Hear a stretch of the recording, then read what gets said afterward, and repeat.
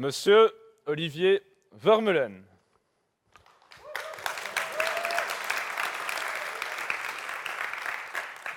Bonjour, monsieur le comte. Oui, c'est magnifique ici, c'est splendide, hein, votre domaine est extraordinaire. Bonjour, madame la comtesse. Oui, votre fille est magnifique. Oui, c'est... Et la soirée, bien évidemment, aussi. Salut, Marie-Charlotte. Julie. Oui, merci de nous avoir tous invités, hein, c'est génial. Et le monde qu'il y a déjà, c'est extraordinaire. Ouf, ah oui, il y a du monde. Hein. Allez, je vais prendre un verre. Hein. À tout à l'heure. Merci.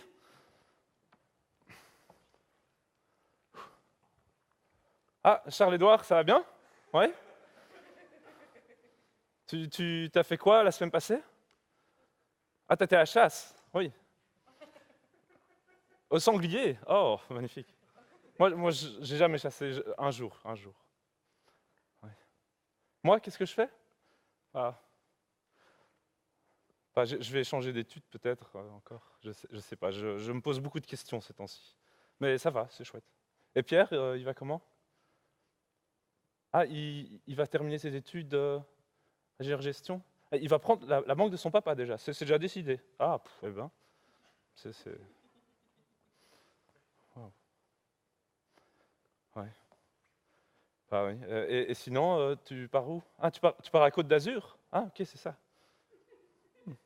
J'ai jamais été. Bon, je dois aller aux toilettes, hein, là, 2 secondes.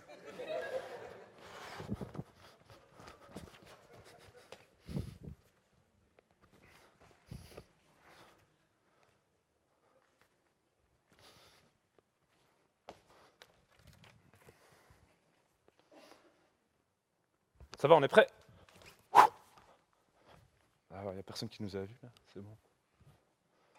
Ouais. Les gars, donc, est-ce que tout le monde est bien à sa place? Est-ce que le micro fonctionne bien? Ouais. Donc, le contact presse, dès qu'on t'envoie les photos, tu balances tout sur Facebook, il faut que l'action, elle passe direct, quoi. Il faut que tout le monde sache ce qu'on fait, quoi. Quoi, tu sais plus ce qu'on fait, voyons. On met une affiche pour dénoncer qu'il y a des gens qui ont des privilèges. Ouais. Ouais, ouais, c'est la première fois qu'on fait ça dans un château, mais oh, putain, c'est super beau. Waouh. Ouais, moi j'ai fait ça dans le temps, c'est sympa. Ouais. Bon, on y va. C'est bon, on a non pas vos privilèges, hein, parce que c'est les leurs, mais c'est les nôtres. Ah, les privilèges, il y en a partout. Les privilèges, ouais, c'est bien. C'est un peu dur, hein. On y va. On est parti, go!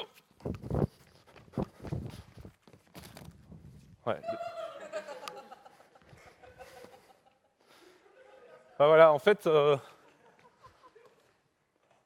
bonjour, je m'appelle Olivier, effectivement, et j'ai vécu des choses assez troublantes dans ma vie. Je suis passé de tout à rien ou de rien à tout. Les deux sont vrais.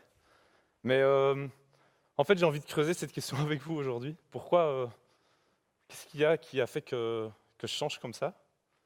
Je sais pas très bien, en fait. J'avais des privilèges, certainement, j'en ai encore, et c'est difficile. Mais voilà, j'ai changé. Mais on va faire une petite intermède d'abord. Attendez. C'est le moment où je peux un peu souffler, mais... En fait, notre système va s'écrouler. Ouais, c'est pas drôle. Ouais. Et une des raisons pour laquelle ça va s'écrouler, c'est parce qu'on est en train de tuer notre climat.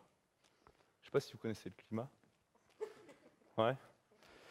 Aujourd'hui, par rapport à l'ère pré-industrielle, on a monté de 1 degré environ. Ça va, vous allez me dire. 1 degré, c'est déjà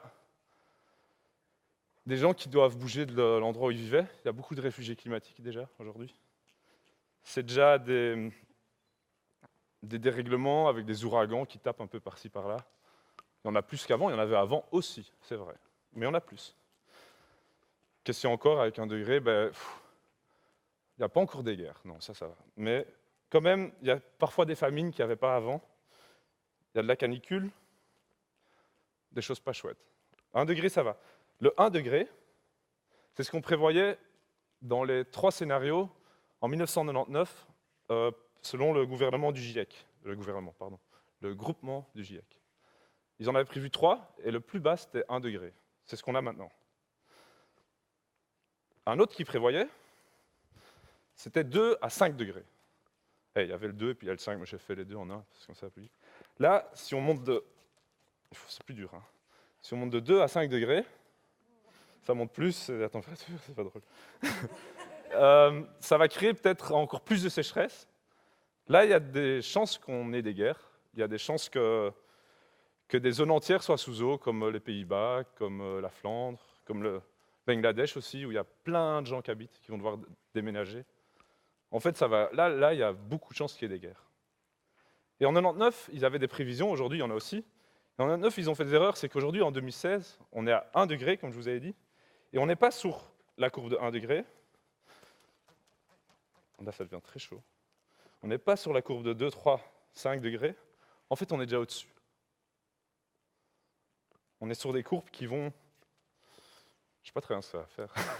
Personne qui sait, mais ça peut monter jusqu'à 10 degrés, voire plus.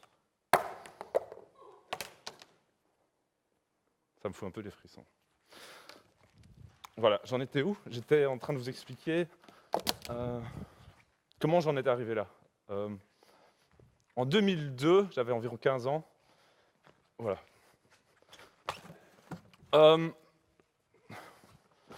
Bonjour, je suis le nouveau jobiste. J'ai emporté les boîtes là-bas, d'accord, ça va, c'est bon, j'ai compris. Ouais. J'ai pris mes tartines, Roger, oui, j'ai pris mes tartines. Encore des boîtes, ça va, j'arrive.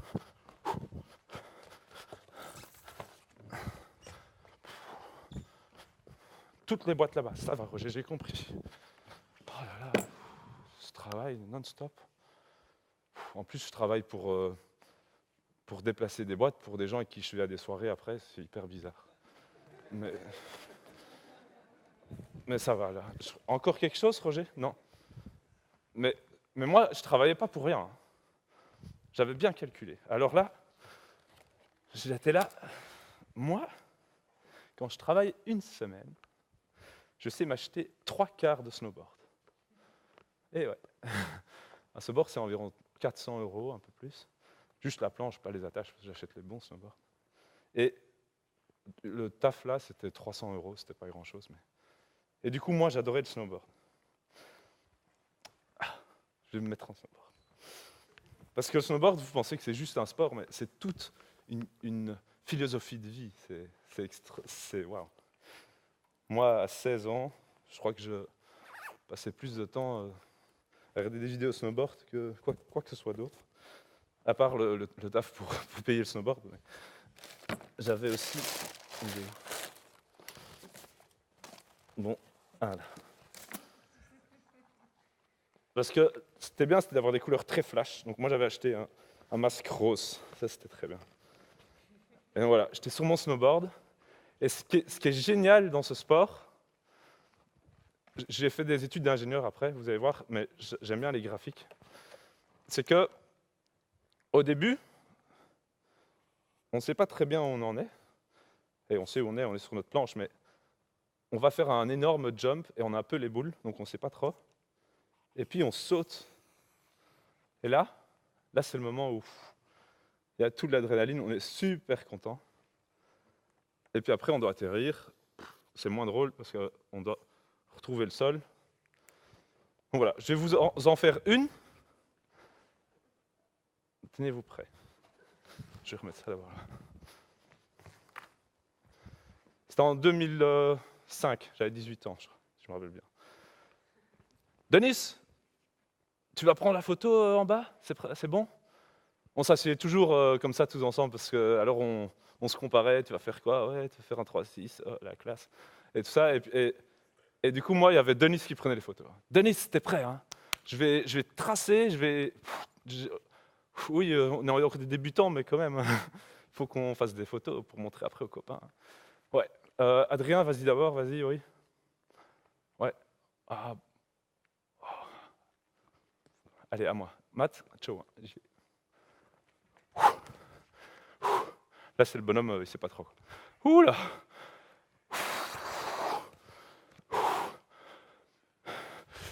Ya. Là, c'est le... C'est extra. Et là, malheureusement, cette année-là, j'ai vu l'atterrissage passer derrière. Je fais, non, qu'est-ce qui va se passer? Ah, je me suis pété les 2 poignets. C'est le bonhomme triste. Du coup, snowboard, c'était un peu fini pendant quelques temps. Mais ça m'a permis de découvrir une chose, c'est la médecine. Mais on fait une pause de nouveau avant. Parce que j'oublie un peu mes pauses parfois, mais c'est parce que vous avez vu, ça va s'effondrer, il faut que je vous explique pourquoi aussi. Alors, à côté de la limite climatique, je ne vous ai pas mis la limite climatique. C'est une répétition, donc on oublie, mais le climat, on a parlé du climat.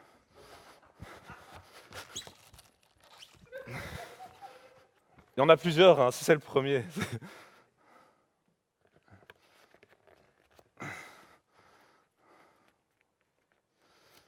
Alors, la deuxième limite, je peux déjà vous la montrer, c'est l'énergie. Je ne sais pas si vous connaissez l'énergie. Quelqu'un sait me définir c'est quoi l'énergie? Non? C'est ce qui fait bouger, ouais, ça. C'est ce qui fait avancer les choses. Mais c'est limité aussi, et j'ai aussi un petit numéro pour ça. Alors, parce qu'on ne comprend pas toujours très bien ce que ça veut dire.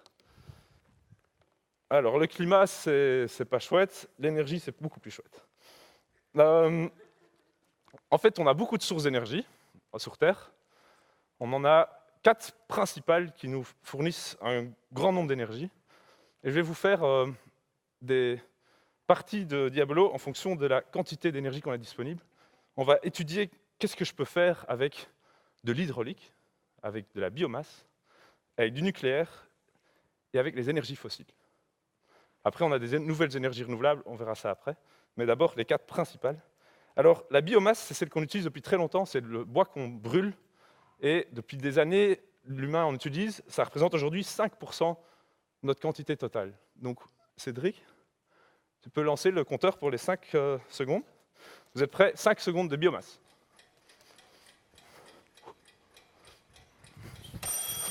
Wow, voilà. La biomasse. Voilà. Alors, on a le nucléaire. Ça fait depuis les années 70 surtout qu'on l'utilise. Avant ça, on l'a un peu découvert. Ça a créé beaucoup de questions, le nucléaire. Moi aussi, je me pose beaucoup de questions, mais on ne va pas parler des problèmes du nucléaire aujourd'hui. On ne va pas parler de ce que ça apporte. On va parler de la quantité nucléaire. 5 secondes également pour le nucléaire. C'est parti.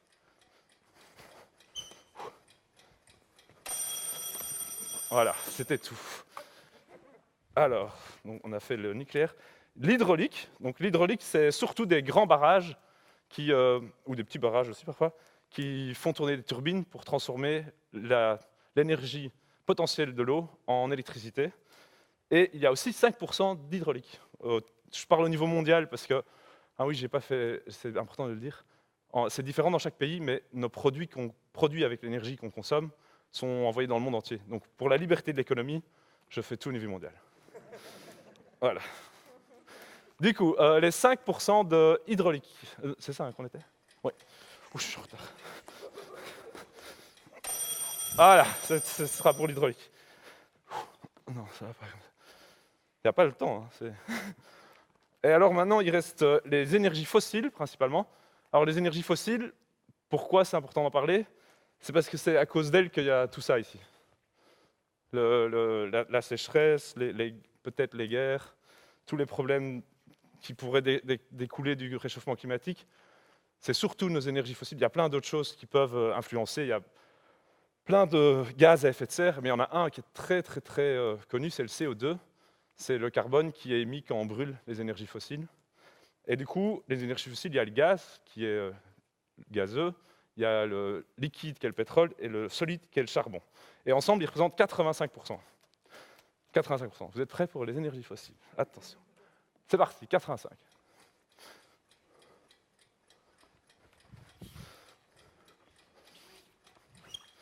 On a le temps, là, c'est bien.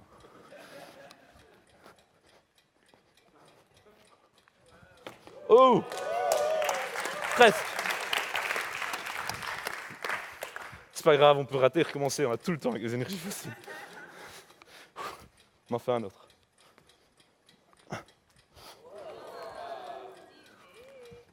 Wouhou! Ah. Et puis le rêve, ce serait que ça termine juste maintenant, bientôt. Hop. Ouh!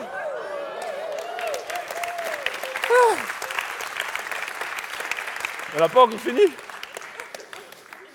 On va faire autre chose alors.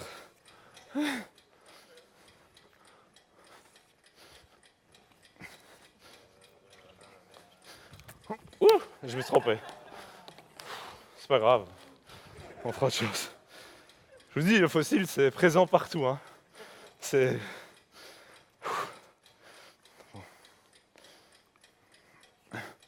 Ça, c'est un puits de pétrole. Hein. Attends, on a tout le temps qu'il faut. C'est... Ah, voilà. Ouh, ça a émulé le fossile. On comprend mieux le problème. Hein. Ça éclaircit les choses. Hein. Ouais.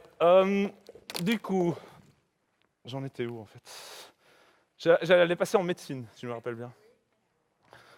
Alors pourquoi j'ai fait la médecine? Pour beaucoup de raisons, mais il y en a 3 que j'ai ressortis qui me comptent beaucoup pour moi, je pense. Le premier, c'est quand même parce que je voulais faire la médecine parce que quand même, hein, ça rapporte un peu de thunes, quoi, la médecine. Ça me permettait d'être quand même à l'aise dans les groupes où j'étais, où il fallait avoir des études, classe. Mais c'est pas ça, ça c'était un truc, mais il y avait 2 raisons beaucoup plus importantes. Le premier, c'est que j'adore bricoler, et je voulais faire la chirurgie orthopédique pour réparer les poignets des gens. Et donc j'adorais bricoler, et en fait, je vous ai pas dit, mais pendant mon opération, j'ai vu le chirurgien faire des dans mon poignet.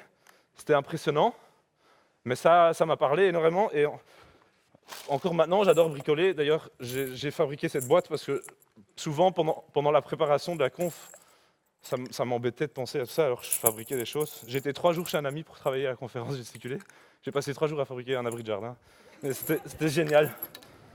Mais donc, j'en mets juste une parce que comme ça, on fait une pause, quoi. Alors, c'est la dernière.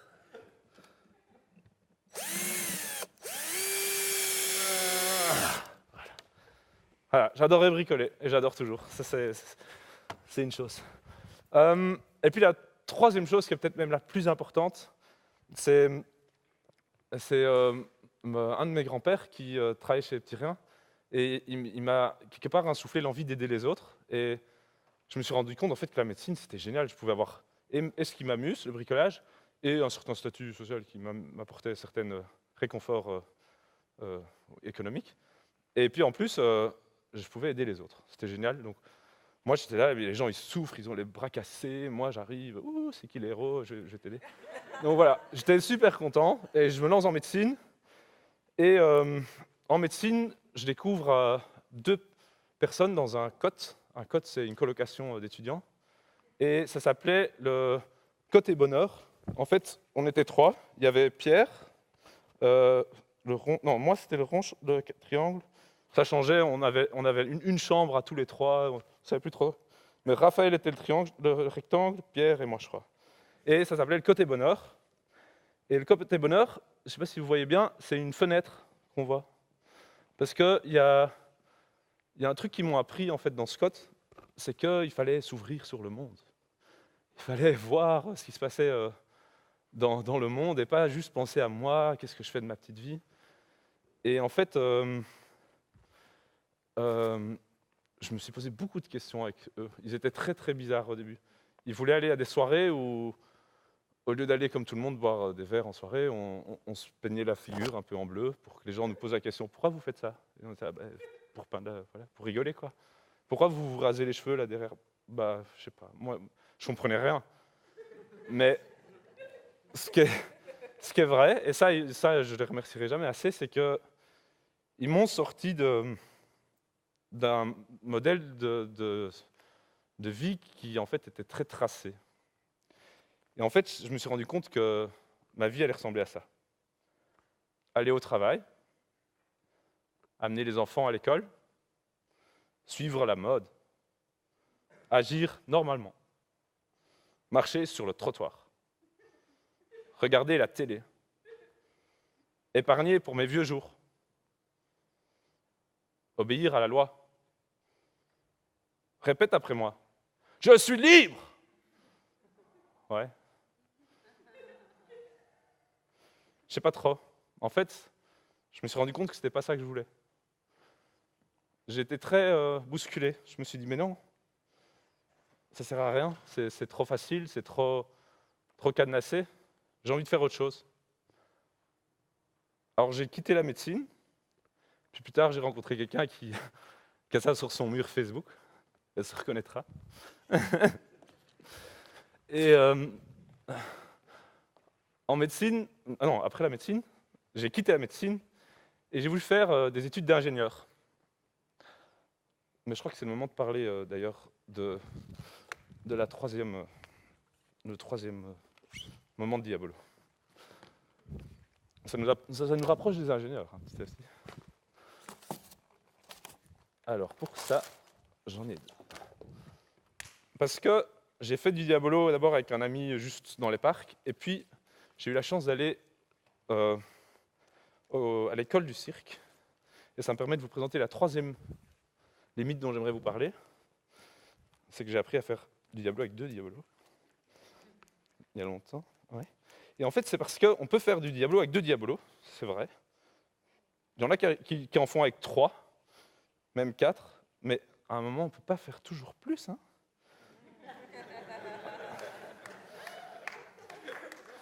2, ça va, 3, oui. Ah non, c'est... En fait, c'est comme nos voitures.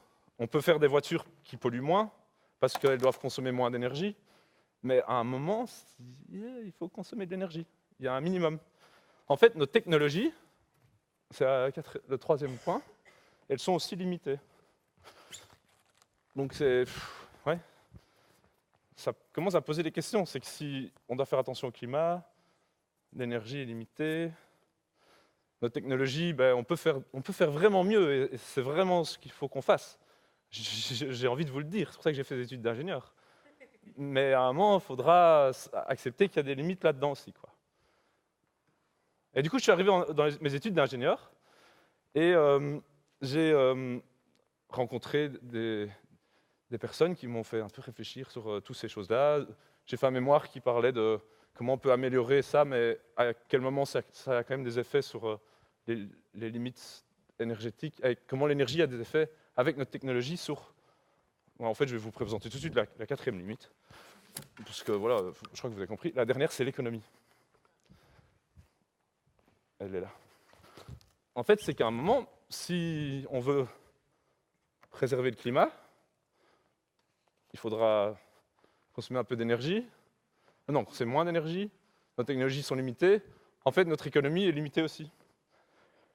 Et dans mon mémoire, il y avait des courbes qui en ressortaient qui parlaient de décroissance économique. Je n'avais jamais su ce que c'était avant.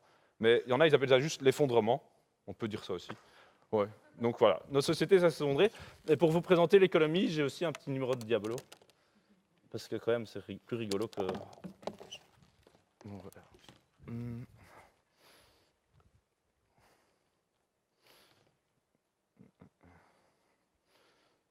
Voilà. Alors, pourquoi l'économie, aujourd'hui, est couplée à l'énergie? Parce que si on veut que le Diablo tourne, il faut que je bouge mon bras. Si j'arrête, s'il n'y a plus d'énergie qui rentre dans le système, à un moment, ça ne va plus tourner. En fait, il y a un couplage, et il y a des ingénieurs et des économistes qui parlent de ça. C'est le couplage entre l'énergie consommée et l'économie qui tourne. Voilà, à un moment, ça ne tourne plus. Et ça, c'est embêtant. Ça s'appelle l'effondrement. Voilà. Ça, c'était la démonstration. Voilà. C'est tout. Ça, c'est ce que je voulais vous dire avant. Et puis maintenant, en fait, il faut essayer d'agir là-dessus, il faut faire des choses. Donc, quand j'étais étudiant, à côté de faire mes études et du Diabolo, on s'est engagé aussi à l'AGL, ça s'appelait, c'est l'Assemblée générale des étudiants de Louvain-la-Neuve. Et le but, c'était de dire aux gens, éteignez vos lumières. On va éteindre les ordinateurs la nuit, comme ça, on ne va pas consommer d'énergie. On va organiser des journées où on va tous manger végétarien un jour par semaine. Bon, plus si vous voulez. Mais un jour par semaine minimum, parce que comme ça, on consomme moins de viande. Et la viande aussi, il faut la transporter, il faut la produire. C'est pas bon pour le climat. Donc on a fait plein de choses. Et puis, après, moi j'ai essayé de faire ça moi-même aussi, hein, c'était pas facile. Un des trucs que j'ai fait, c'est de réfléchir où moi je consommais de l'énergie. Et un exemple très concret, ceci, ça consomme de l'énergie. Facile, hein. Ça ne consomme pas d'énergie. Donc je vais visser la toute dernière vis avec... C'est un moyen, hein, c'est pour vous prouver qu'il y a moyen de faire la même chose sans énergie. C'est une preuve par A plus B. C'est QFD, quoi. C'est plus difficile. C'est pour ça que je ne le fais pas tout le temps. Il y a des jours où ça va pas. Parce qu'il faut aller dans des coins et alors ça cogne contre le mur. Et puis ça, c'est juste beaucoup plus pratique ceci. Hein. Moi, je kiffe quand même beaucoup mieux ça. Ça va beaucoup plus vite. Mais il y a moyen de se débrouiller. Vous voyez, c'est extraordinaire. Ah, là. Et voilà, j'ai fini ma boîte. Ah, voilà, donc j'ai essayé moi aussi de diminuer ma consommation d'énergie. On a essayé d'en parler à l'université. Et puis, vous n'allez pas vous rendre compte, mais j'ai eu la chance d'aller à l'ONU. À l'ONU. Pour parler avec tous les humains du monde de ce problème-là. Moi, j'étais tout excité. J'ai postulé donc, au Conseil de la jeunesse, qui représente les jeunes de Belgique. Et ils m'ont choisi parce que j'avais déjà très bien appris aux gens d'éteindre la lumière dans les auditoires. Donc, c'est normal. J'allais apprendre ça au monde entier maintenant. Et donc voilà. Ouf. Moi, méga chaud. Je mettais mon costard et tout. On était à l'ONU. Et puis, une première conférence, il parlait de nouvelles technologies. Et moi, j'étais là, ouais. Ils veulent faire une croissance verte. Ah. La croissance verte, vous connaissez? Moi, j'étais avec Steven. Steven, c'est quand même un peu... monsieur. Je vous le fais en français, mais je ne parle pas très bien anglais. En plus, je devais le faire en anglais, c'était pas facile. Mais oui, je suis représentant des jeunes Belges. Et j'aimerais bien qu'on parle de... C'est bien les nouvelles technologies, mais que ça ne suffit pas et qu'à un moment, au total, il faut que ça diminue. Ouais. Ah, vous voulez pas répondre à ma question? Ok. C'est bizarre. Il y avait d'autres conférences.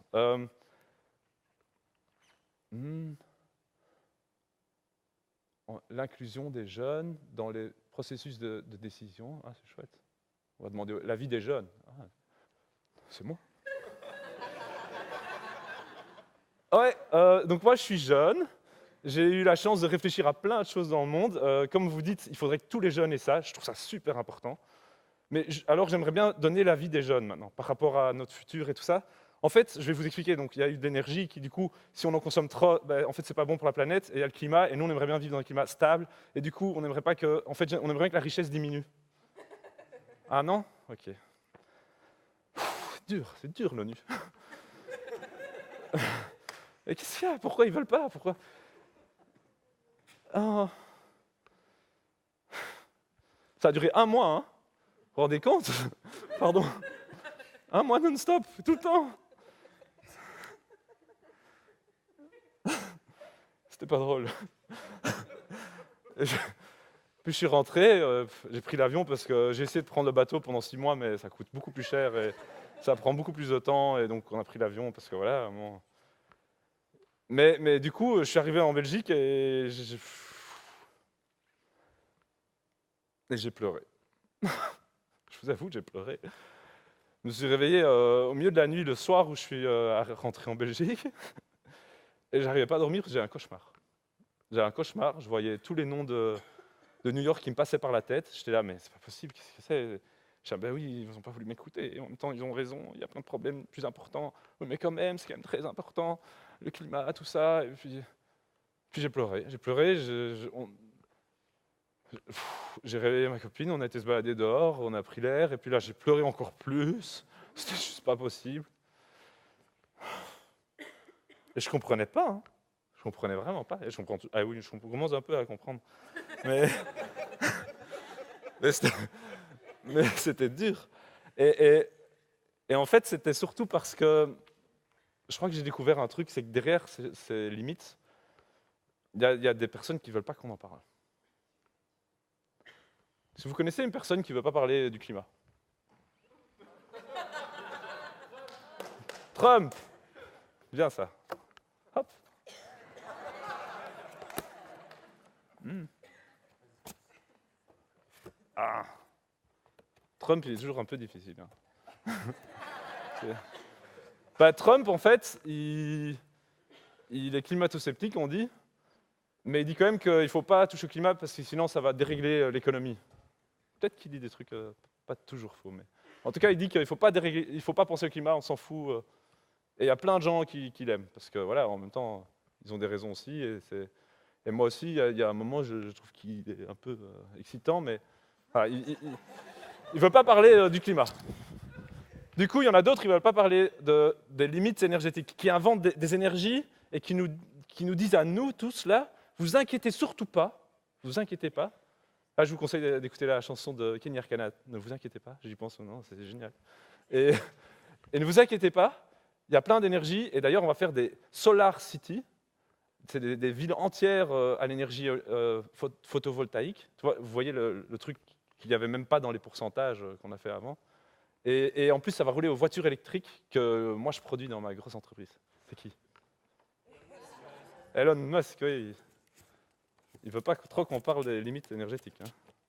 En même temps, c'est son business, je le comprends. Puis il y a les technologies. Les limites technologiques, il y a moyen de s'en sortir si on fait une nouvelle révolution industrielle, une révolution du numérique, où en fait, il n'y a plus besoin de toutes ces énergies qui polluent, parce qu'il y a des technologies qui fonctionnent sans tout ça, avec la connaissance et l'échange des informations. Oui, il y a lui, et c'est proche de lui. C'est Jeremy Rifkin et la troisième révolution industrielle, qui, effectivement, il est déjà un peu plus critique, hein. Il dit que ça va remplacer le capitalisme à travers une croissance d'un nouveau modèle. Une croissance, oui, toujours. Jeremy Rifkin, pardon, je croyais qu'on avait entendu. Jeremy Rifkin, il a écrit des livres sur la troisième révolution industrielle. Et puis il y a l'économie. Souvent, c'est encore plus difficile à parler des limites. Et il y a des modèles maintenant qui ne parlent pas de limites en économie. C'est l'économie circulaire, entre autres. Mais ça, il y a des gens qui disent l'économie circulaire avec des limites. Mais il y en a qui parlent de l'économie circulaire comme un pouvoir de croissance, et ils appellent ça l'économie bleue. C'est un envers-soi. C'est Günther Pauli. C'est l'économie bleue, et aussi ça ne nécessite pas trop de décroître, parce qu'on va croître avec une nouvelle forme d'économie. C'est un peu gros. Et puis ces gens-là, en plus, j'ai amené d'autres copains à eux, parce qu'ils sont beaucoup.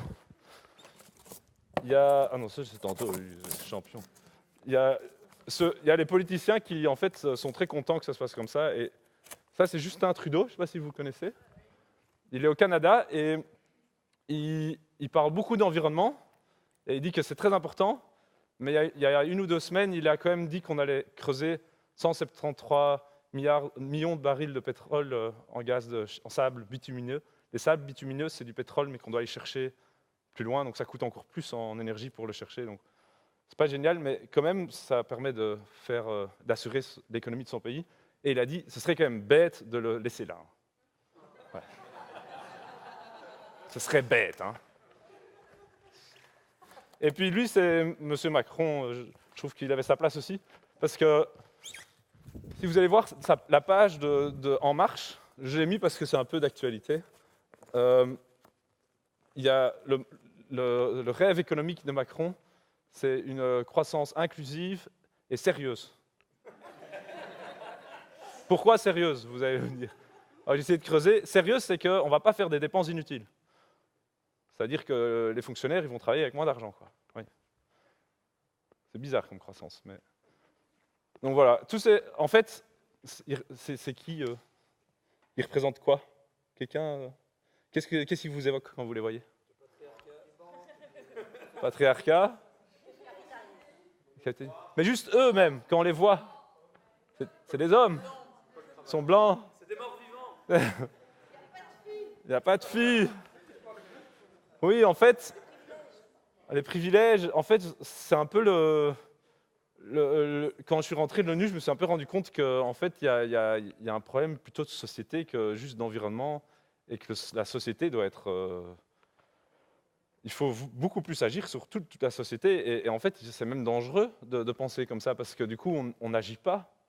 Ça nous fait croire que ça peut fonctionner avec des gens comme ça qui dominent sur des autres.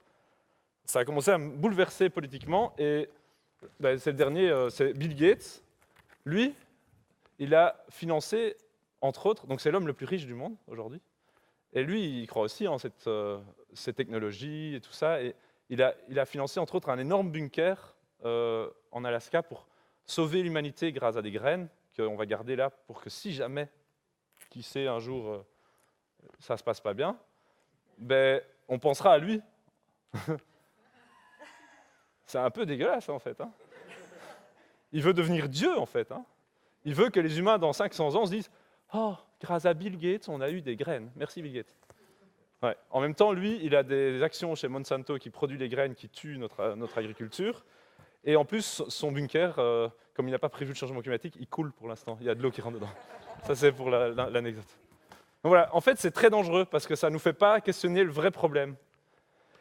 Et ça, je me suis rendu compte, et du coup, petit à petit, je me suis dit, mais qu'est-ce qu'on peut faire alors?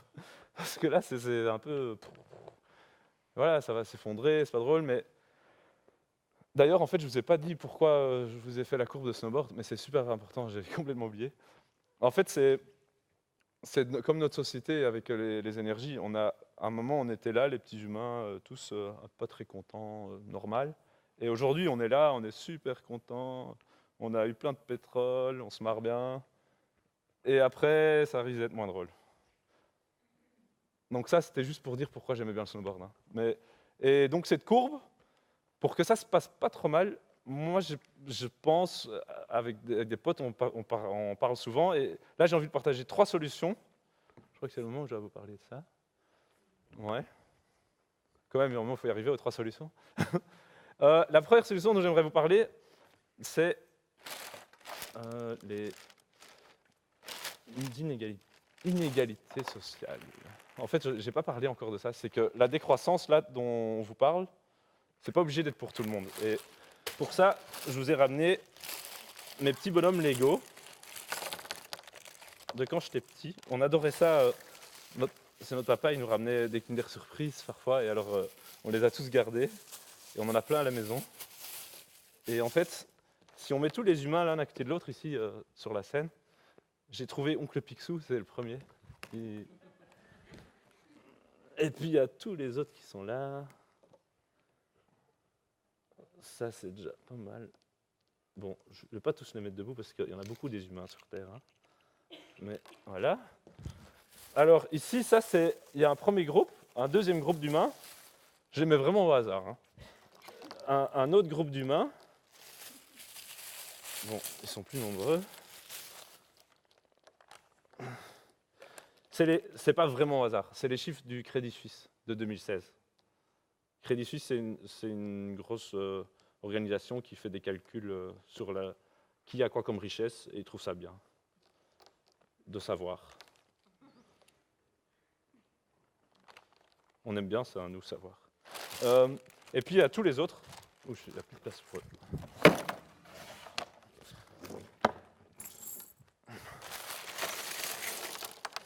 Ça, c'est tous les autres humains. Là, ils sont tout pleins. Alors, pour vous donner une idée, ici, il y en a 105. Là, il y en a 26. Là, il y en a 10. Et là-bas, il y en a 1. Donc, Et je vais juste les écarter pour qu'on voit quand même qu'ils sont nombreux. Ah, je me rends compte, j'ai complètement oublié quelque chose, mais on va tout faire en une fois. Ça va être rigolo. Je vous ai oublié de raconter l'histoire du soleil. Voilà, j'ai un soleil et j'ai une autre boîte. Et eux, tout va être clair tout de suite. J'ai perdu mon soleil. Je vais chercher mon soleil, j'arrive. Il est où? Ah, il est là-bas. Alors, ça c'est le soleil.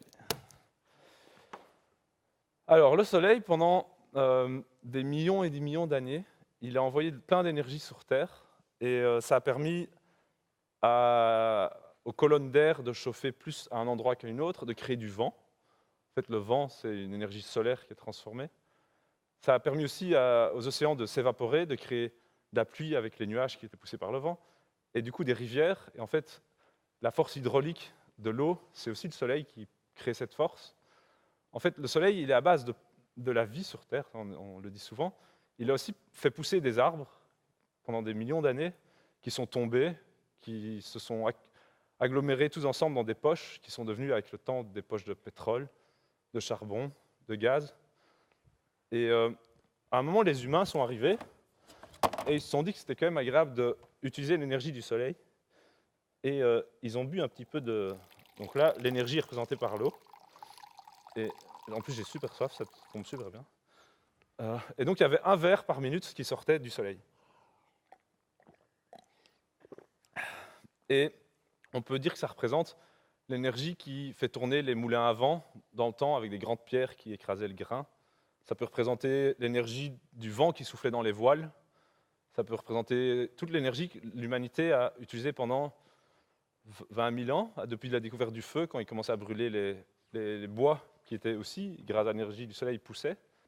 Donc c'est l'énergie que le soleil nous offre. Et puis il y a des humains qui se sont dit, mais c'est bien un verre par minute, mais c'est pas grand-chose. Heureusement, il y a des géologues qui sont partis à la recherche. Je crois que c'est là-bas. Ils ont découvert du pétrole. Le vieux soleil d'antan, il y a 200 millions d'années, ils en ont trouvé tout plein. On en trouve encore là aussi, apparemment. Je savais à l'avance, mais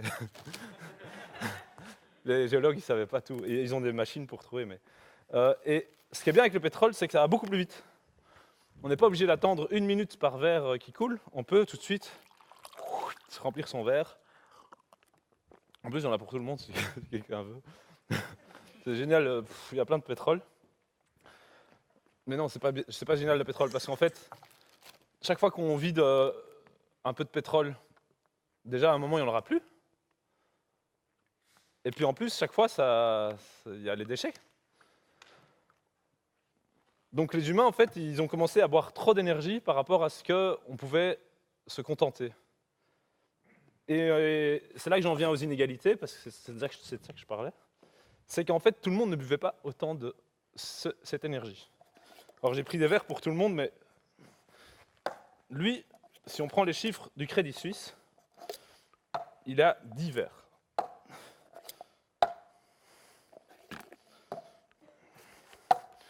« 7, 8, 9, 10. À ta santé. Eux, ils en ont 9. Hop. 6, 7, 8, 9. Et puis entre l'autre là, il est où? Celui-là. Voilà. Et eux, les derniers, ils en ont 3. Et puis, il y a encore beaucoup de monde là. Hein. Eux, en fait, ils ont droit à partager celui-ci avec les autres. C'est comme ça. C'est difficile. Voilà, ça c'est pour vous. Et ça c'est pour vous. Voilà. Ça, c'est les inégalités dans notre monde aujourd'hui. En fait, quand on parle de diminution, de décroissance, d'effondrement de notre société, effectivement, on ne va pas leur demander à eux de virer leur verre. Ils n'en ont même pas. Pardon. Moi, je propose, mais qu'on demande à... Oui, qu'on vire ses vers-ci. Voilà. Et d'ailleurs, il peut rejoindre ses copains. Voilà, ça n'existe plus. C'est pas contre toi, c'est contre ta richesse, d'accord? Ça va. Voilà. Wouh! Voilà. Et tout ça, c'est la richesse qu'on pourrait ne pas utiliser. C'est l'énergie qu'on pourrait garder enfermée dans les poches de pétrole. Mais pour ça, il faudra partager. Et du coup, je crois qu'on comprend un peu mieux pourquoi eux, ils veulent peut-être pas qu'on parle de diminution au total. Parce qu'ils sont forts là, en fait.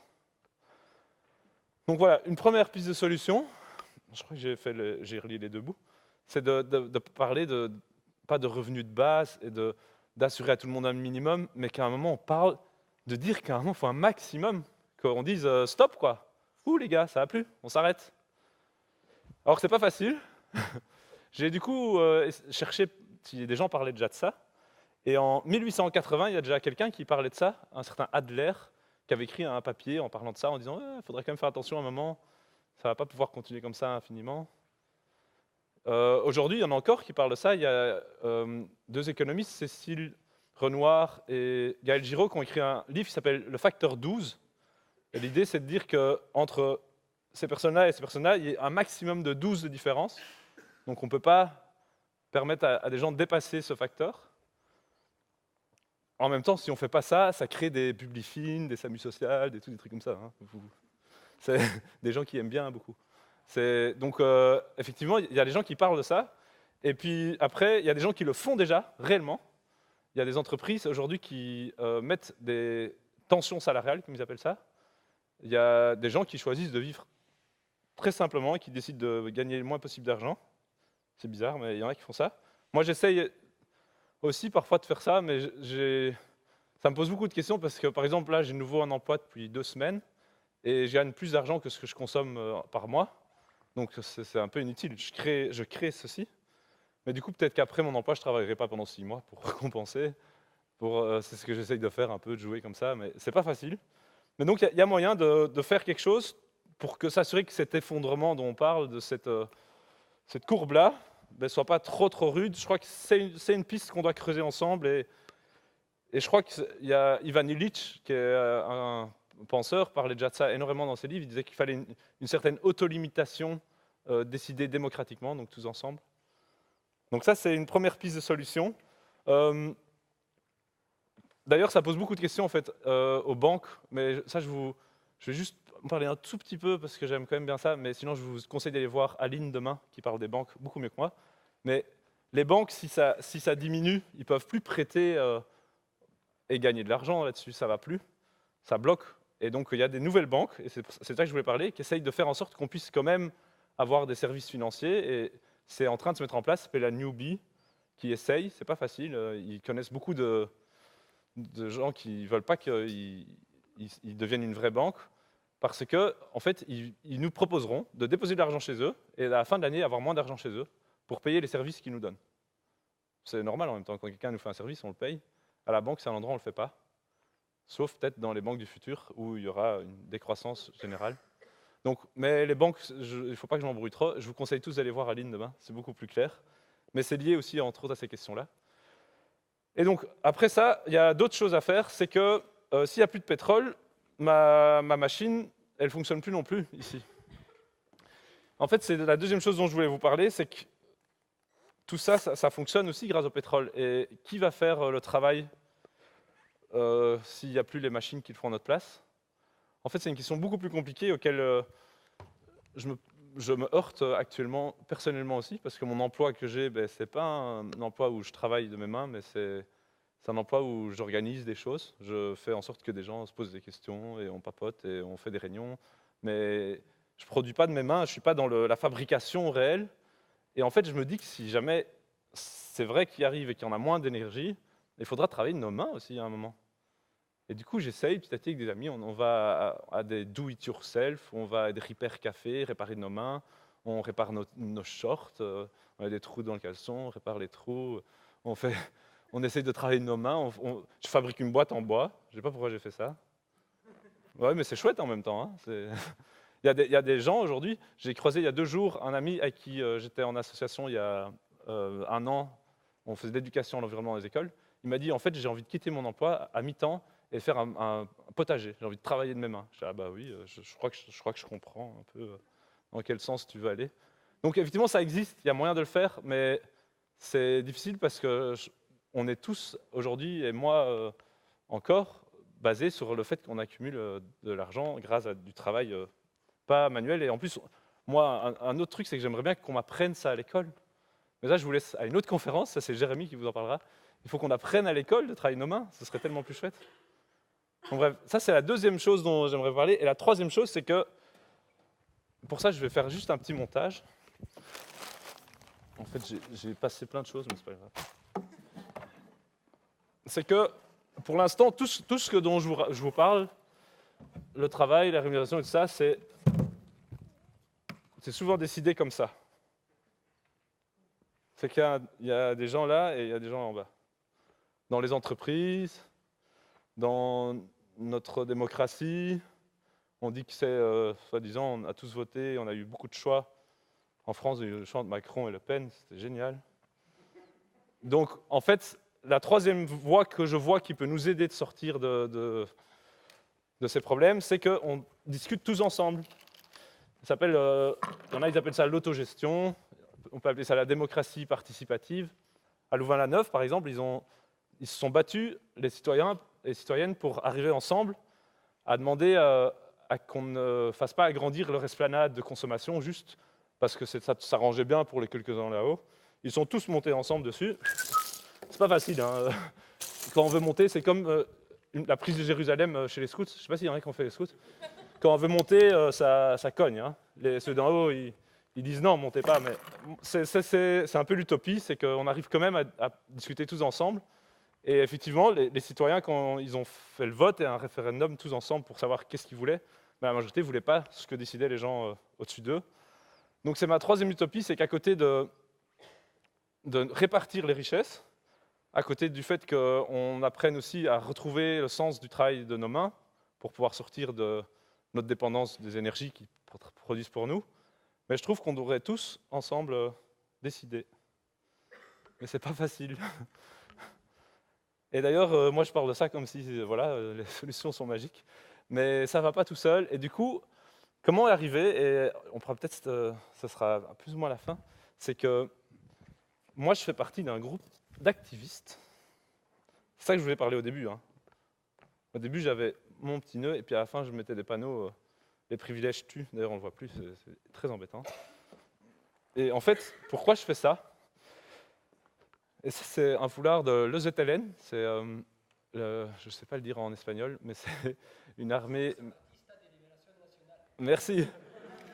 Et c'est une armée des Chiapas, une armée surtout des indigènes du Chiapas qui luttent contre l'oppression du gouvernement mexicain, parce que justement, eux, ils essayent d'avoir un fonctionnement plus participatif où tout le monde a sa place. Ils essayent de faire en sorte qu'il n'y ait pas juste des gens qui profitent des autres, et ça dérange le gouvernement mexicain. Et nous, en Belgique, on a lancé aussi un groupe, le ZLN, ça je sais le dire, c'est l'ensemble zoologique de libération de la nature. Et nous, on fait des actions pour attaquer les gens qui ne sont pas d'accord avec ce qu'on vient de dire aujourd'hui. C'est un peu ça, c'est un peu, je simplifie, mais... Et du coup, on met des petits foulards pour faire semblant qu'on est des Mexicains, mais c'est surtout une honneur qu'on fait à eux, parce qu'ils sont beaucoup plus forts que nous, bien sûr. et du coup, ce qu'on se dit, c'est que, par exemple, on va dans des multinationales qui font du lobby auprès de nos politiciens pour continuer à faire en sorte que ce système-là soit le même qu'eux aiment bien, et alors on jette des feuilles. C'est pas très grave, hein. Mais on jette des feuilles, on met de la peinture rouge sur leurs fenêtres, la peinture qui part à l'eau parce que c'est hyper important que les gens puissent les laver après. Alors on laisse des petits cadeaux avec des petits bonbons et on écrit désolé pour le fait que vous devez laver la peinture, parce qu'on sait bien que ce n'est pas les gens qui travaillent dedans qui vont laver, mais c'est les femmes et les hommes de ménage. Et du coup, on se dit, ben non, on veut que ça se passe bien, quoi, mais on veut que ça change. Parce que ça ne change pas. Et en fait, je ne sais même pas si ça va suffire, mais quand même, il faut que ça change. Et je compte sur vous aussi, et sur moi, et je ne sais pas comment on va y arriver. Du coup, voilà. Ouais, je crois que je... On peut passer certaines choses, mais c'est pas grave. C'est pour ça que c'est une répétition. Bah, du coup, oui, nous, entre autres, on fait ça. Et si jamais ça vous dit aussi d'un peu vous investir, on a une liste avec tous des activistes belges. Et on peut s'inscrire par mail, c'est hyper facile. Et puis on est invité à plein d'actions pour un peu lutter contre ces inégalités, lutter contre la destruction de notre climat, contre toutes ces choses-là. Mais j'avoue que j'ai pas envie de terminer en vous disant que ça va suffire, parce que j'en sais rien. Et pourquoi j'en sais rien? Ben, c'est parce que j'aimerais bien terminer en vous disant deux choses, et ce seront deux graphes. Et vous pouvez choisir, il y en a un qui c'est une bonne nouvelle et un c'est pas une bonne nouvelle. Alors ceux qui veulent la bonne nouvelle d'abord peuvent lever le main maintenant, les autres c'est la mauvaise nouvelle d'abord. La bonne nouvelle, et puis la mauvaise nouvelle. Ouf, il y a plus qui veulent la mauvaise nouvelle là. Alors, on va terminer avec ça parce qu'en plus je m'embrouille dans mes pensées. Je vous ai parlé beaucoup de limites, et ça c'est des études que font des biologistes sur des populations de microbes dans des petits pots d'expérimentation. Et en fait, quand il y a une limite, la population qui vit dans ce petit pot, on peut dire les humains qui vivent sur la planète, ça revient presque au même, ils peuvent... J'ai dit quelque chose d'assez fort là. Ils peuvent augmenter leur population. Ils peuvent augmenter leur population et s'arrêter à la limite maximale de place dans leur petit pot d'éprouvettes. Ça, c'est une possibilité. Il y a d'autres populations, on va faire comme ça, qui, malheureusement, dépassent cette limite. Et la limite, dès qu'on dépasse, au moment où ça dépasse, la limite dit « Ah non, ça va pas, je suis pas d'accord ». Et du coup, la population s'effondre et retombe à un nouveau niveau, un peu plus bas, à cause de la limite qui force la population à s'adapter. Ça, on voit dans des éprouvettes où, dès qu'il n'y a plus de glucose qui donne à manger aux petites bestioles dans l'éprouvette, ben, il y a des bestioles qui meurent et ils trouvent un nouvel équilibre qui est équilibré au glucose présent, par exemple. Et puis, et ça c'est ce qui est moins drôle, c'est qu'il y a des autres populations où il y a une limite, et la population, elle arrive de la même manière, elle dépasse, et en fait, la limite, elle s'en rend pas compte au début. Elle est un peu là, j'ai pas vu qu'ils étaient tout ça. Et la population, elle augmente, et puis tout à coup, la limite dit attention, ça va plus, t'exagères, je vais réchauffer la Terre. Et puis, hop, ça s'écroule. Et la limite, en fait, elle tombe. Et la population, après, elle est obligée de suivre cette limite, et on ne sait pas du tout où elle va terminer, en fait. Et ça, c'est la mauvaise nouvelle. C'est que, en fait, tout ce que je vous parlais du réchauffement climatique au début, c'est que c'est important, déjà, mais c'est qu'en plus, depuis les années 80, on sait qu'on dépasse la limite. On a eu la première fois un jour où on nous a dit « Attention, maintenant, le 30 décembre, vous allez consommer tout ce que vous pouvez consommer en un an. Le jour qui vient, vous ne consommez rien, hein, vous arrêtez. » Puis on a fait « Oui, c'est pas grave. » Et puis après, c'est arrivé un peu plus tôt. C'est arrivé en novembre. Maintenant, c'est près en juillet, en juin. En fait, ici, c'est où nous sommes, quoi. On est monté tellement au-dessus de cette limite, et maintenant, on commence à voir la limite qui se dégringole. Et c'est des études qui nous montrent qu'en fait, on ne sait pas du tout vers quoi on va aller. C'est la mauvaise nouvelle, c'est qu'on peut faire tout ce qu'on veut, et il faut faire tout ce qu'on peut, mais on ne sait pas ce qui va se passer. Ça va être peut-être pire que tout ce que je vous ai dit. Voilà, ça c'est la mauvaise nouvelle. Alors, heureusement, vous avez dit de terminer avec la bonne nouvelle. C'est difficile de faire une bonne nouvelle après ça. Mais c'est que... Ah oui, il faut reprendre le snowboard pour ça.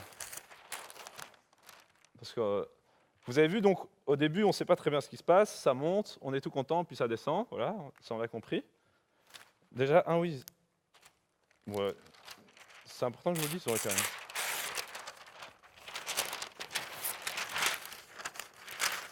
Alors, ça c'est une autre courbe. C'est qu'au début, on est content, mais j'en ferai une troisième, mais c'est un bonus. J'ai oublié, c'est un bonus que je vous fais. Au début, on voit comment on est tout content. C'est moi, quand je faisais la médecine, je suis tout heureux de ce qui se passe dans ma vie. Et puis à un moment, ça fait boum, je me pose plein de questions, et là, notre monde s'écroule. Et on se rend compte qu'en fait, tout ce qui se passe autour de nous, c'est pas si clair que ça. On fait un certain deuil sur la société, et on est très malheureux. C'est parce que je l'ai retourné, ça tombe maintenant, c'est malheureux. Et après, on peut s'en sortir quand on accepte, c'est l'acceptation, comme ils appellent ça, c'est la psychologie du deuil. Et après, on peut revenir, mais on n'est toujours pas très content, parce que là, ça fait un peu un yo-yo entre là et là. On agit, on ne sait pas très bien. Donc ça, c'est quand cette courbe, ça nous donne déjà un peu d'espoir que, voilà, c'est dur, mais à un moment, ça va aller, quoi. Et puis, la courbe finale, parce que comme ça, on termine quand même sur le plus chouette de tout. Et pour ça, je fais appel à mon deuxième grand-père, parce que je vous ai parlé d'un de mes grands-pères qui m'a insufflé cette envie d'un peu aider les gens et d'être au service des gens, parce que je crois que ce qui me fait vraiment peur et pourquoi de médecine à ingénierie civile à cette scène finalement dans le théâtre national, je crois que ce qui me porte, c'est d'essayer un peu diminuer la souffrance qu'il y a autour de nous. Mais après, c'est très égoïste, parce que c'est moi qui crois qu'il y a de la souffrance. C'est beaucoup de questions. Mais au final, c'est pas très grave. C'est pas grave du tout. Et ça, c'est mon deuxième grand-père, quand il est décédé, sur sa carte de mort, on n'a pas mis une prière, on a mis c'est pas grave. Il était mort, hein. C'est pas grave. Eh ben, notre société, c'est la même chose. Moi, quand je fais du snowboard, je saute, j'atterris, et puis je fais de nouveau du snowboard. Bah, l'humain, il va... Parce que ici, c'est en 1900 qu'on a commencé, et ça va peut-être se terminer en 2100. Mais les humains, en moins 10 000, ils étaient très bien. Je ne sais pas comment ils vivaient, mais c'est leur problème. Mais en 8 000, bah, les humains, ils rigoleront bien de tout ce qu'on a fait. C'est pas très grave, hein. Voilà. C'est la bonne nouvelle.